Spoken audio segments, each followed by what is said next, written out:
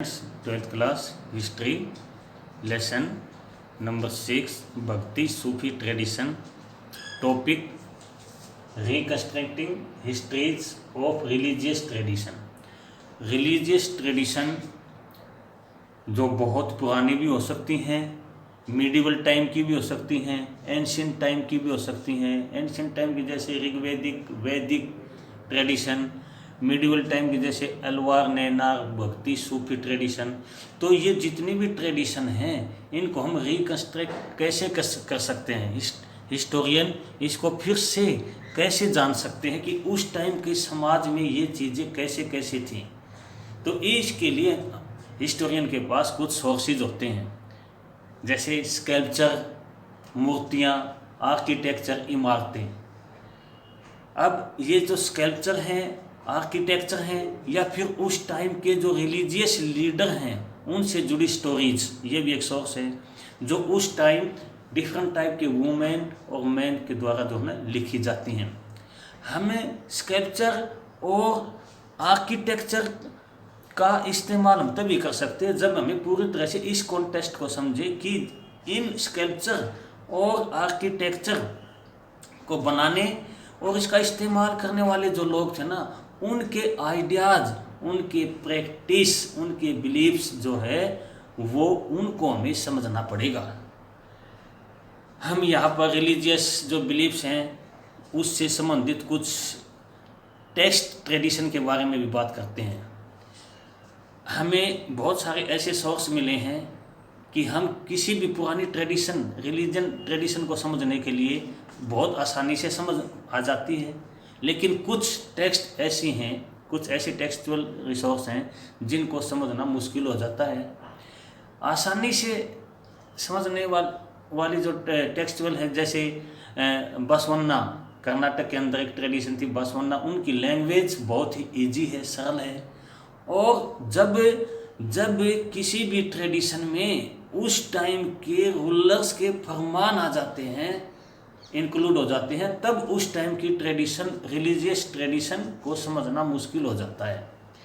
इस टाइम बहुत ही माइन्यूटली तरीके से हिस्टोरियन को ये समझना पड़ेगा कि यहाँ पर जो है ना उस बहुत ही स्किल्ड हिस्टोरियन यहाँ पर जो काम कर सकेगा, क्योंकि उस टाइम वहाँ पर मैंने क्या कहा कि रूलर्स जो है ना उसमें इंटरफेयर करते हैं।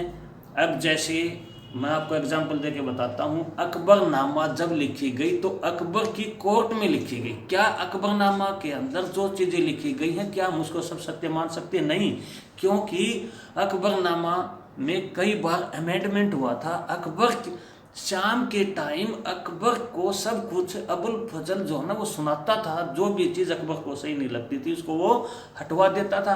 तो इस तरह जब किसी भी रिलीजियस ट्रेडिशन के अंदर वहाँ के रूलर के फरमान आ जाते हैं तो वहाँ पर हिस्टोरियन को बहुत सोच समझ के चलना पड़ेगा, माइन्यूटली तरीके से उसको रीड करना पड़ेगा, सर्च करना पड़ेगा, तब जा कर के इन ट्रेडिशन से हिस्टोरियन उस टाइम के समाज की, सोसाइटी की पिक्चर हमारे सामने ला सकते हैं।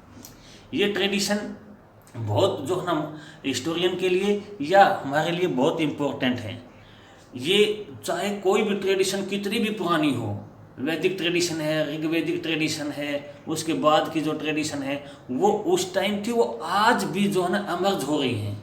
तो ये कभी भी कोई ट्रेडिशन जो है ना मरती नहीं है, ख़त्म नहीं होती है। तो इन ट्रेडिशन को समझने के लिए इन ट्रेडिशन से हमें बहुत कुछ बातें समझी जा सकती हैं।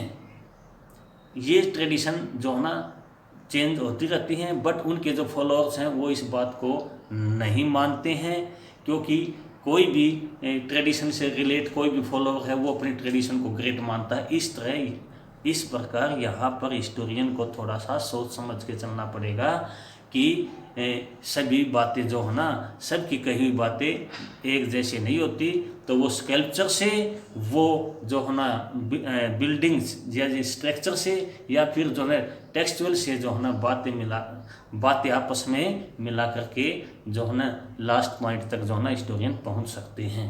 तो ये ट्रेडिशन हमारे लिए जो है ना बहुत ही इम्पोर्टेंट है। इन ट्रेडिशन के थ्रू हम हिस्ट्री को जो है लिखने में ये हेल्प करती हैं। ये 100% जो है ना सत्य नहीं, लेकिन इनमें फिर भी कुछ ना कुछ हिस्टोरियन को उस समय जो ट्रेडिशन थी और आज उनके जो फॉलोअर्स हैं उनसे हमें बहुत कुछ हेल्प मिल सकती है। यहाँ पर हम देखेंगे क्या कि यहाँ पर जो है ना हिस्ट्री ऑफ सूफी ट्रेडिशन, यहाँ जो सूफी परंपरा के जो लोग हैं ना वो उनकी हिस्ट्री को समझने के लिए भी हमारे पास कुछ सोर्स हैं। जो उस टाइम जो सूफी जो कानखा थे उनके अंदर जो है ना ये टेक्स्ट जो है ना लिखी गई हैं। कानखा के अंदर जो शेख होते थे, शेख जिस खानखा में बैठते थे तो वहाँ पर कुछ टेक्स्ट जो है ना लिखी गई हैं। तो उन टेक्स्ट के थ्रू हम सूफी ट्रेडिशन के बारे में नॉलेज ले सकते हैं। ये हमारे लिए एक सोर्स है। तो सबसे पहले क्या है, मलफुजत। ये जो है मलफुजात क्या है, मलफुजात क्या है, कन्वर्सेशन सूफी संत, सूफी संतों की जो है ना बातें आपस में। सूफी संत जब एक ट्रेडिशन चली तो ये जब खानका थे, खानका में जब शेख बैठते थे, शेख जो जिसको हम सूफी संत बोलते हैं, उनकी आपस की जो बातें हैं वो क्या हैं, उसको हम क्या बोलते हैं, मुलफुजात। वो ज़्यादा से ज़्यादा क्या यहाँ पर जो उनकी बातें हैं उनकी बातों को बहुत बाद में उनके डिसाइपल ने जो है ना कंपाइल किया है और जो है ना कंपाइल करके ज़्यादा से ज़्यादा जो है ना ये ट्रेडिशन फैले। इस बात पर शेखों की जो है ना, शेख जो होते थे, सूफी संत जो होते थे, उनकी आपस में बातें होती थी। तो ये जो मलफुजात है इससे भी हम सूफी संतों के बारे में बहुत सारी जानकारी ले सकते हैं। इसको कंपाइल करने वाले कौन थे, अमीर हसन सिद्दी। अमीर हसन सिद्दी जो है उसने इसको कंपाइल किया है और कंपाइल करके इसको जो है ना सामने लेके आए हैं। इससे हमें उस टाइम के जो है ना जो सूफी संत थे उनकी जो कन्वर्सेशन आपस में जो बातें होती थी उनसे लेकर के एक जो है टेक्स्ट लिखी गई है जिसका नाम है मलफुजात। तो सेकंड जो है, सेकंड यहाँ पर जो है वो क्या है, मकतूबात, कलेक्शन ऑफ लेटर्स। यहाँ पर उस टाइम के जो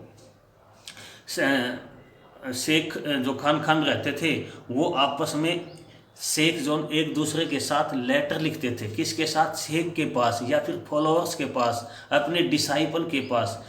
इस तरह जो उन लेटर्स को बाद में कलेक्शन किया गया है और वहाँ पर ये टेक्स्ट जो है ना लिखी गई है मकतूबात। तो ये भी हमें सूफी जो ट्रेडिशन है उसके बारे में जानकारी देती है। तीसरा क्या है, तीसरा है तज़किरात। ये जो है तज़किरा जो है ये इसमें क्या है, इसमें क्या है, बायोग्राफिकल अकाउंट्स ऑफ संत। यहाँ पर क्या सूफी संतों की जीवनी जो बायोग्राफी है उनके बारे में है। तो मैंने जो ये 3 जो टेक्स्ट बताई हैं, ये बायोग्राफी जब लिखी गई तो सूफी संतों की जो अचीवमेंट है, उनकी जो स्पिरिचुअल जो नॉलेज है उनके बारे में लिखा गया है। तो ये क्या हैं, ये तीनों जो बुक हैं ये सूफी जो ट्रेडिशन हमारे कंट्री के अंदर जो थी उनके बारे में, उस टाइम 15-16 सेंचुरी के बारे में, सोसाइटी के बारे में, इस ट्रेडिशन के बारे में हमें बताती हैं। और ये ट्रेडिशन आज भी लोगों में फैली हुई है। तो हिस्टोरियन जब हिस्ट्री लिखता है तो यहाँ से भी, आज के इन लोगों से भी और उस टाइम की लिखी गई डिफरेंट टाइप की जो बुक्स हैं जो खानखा के आसपास लिखी गई थी उनसे बहुत ज़्यादा हेल्प मिलती है। तो इस तरह आज अपना जो ये इस लेसन का लास्ट जो टॉपिक था क्या है, reconstructing histories of religious tradition. यानी रिलीजियस ट्रेडिशन किस तरह हेल्प करती है, किस तरह हेल्प करती है जब कोई हिस्टोरियन हिस्ट्री लिखता है। ये हम मान सकते हैं कि 100% कोई भी बुक लिखी हुई सत्य नहीं हो सकती, बट उसमें से हिस्ट्री जब लिखी जाती है तो हिस्टोरियन बड़ी माइन्यूटली रिसर्च करता है उसके ऊपर और कुछ न कुछ बातें सत्य निकल कर के आ जाती हैं।